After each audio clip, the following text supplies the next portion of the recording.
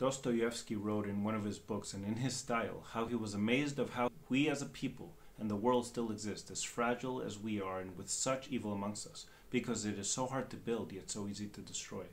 One of the attributes most attached to destruction and prevalent in much of today's Western society is resentment. Resentment over the fictional value of fair instead of just. In this week's Parashat Chayei Sarah, we learn of how the future is built before one can mourn and reflect on the past, and how it is a stepping stone of that future to exceed in one's deeds.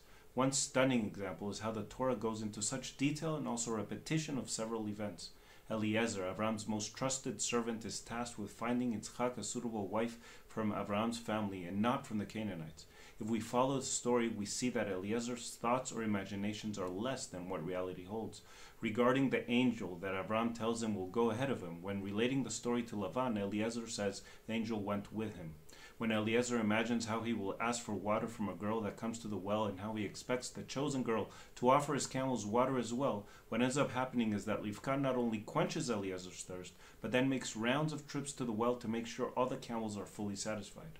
We can only conclude that the repetition of the events and the details involved have a profound meaning, else they wouldn't be there as they are. Creation has not been destroyed by the evil around us, because as much as the evil is appealing many times, it is clear to most that it leads to death and destruction, not only for others, but for themselves. Yet most people decide on being passive instead of fighting the evil head-on.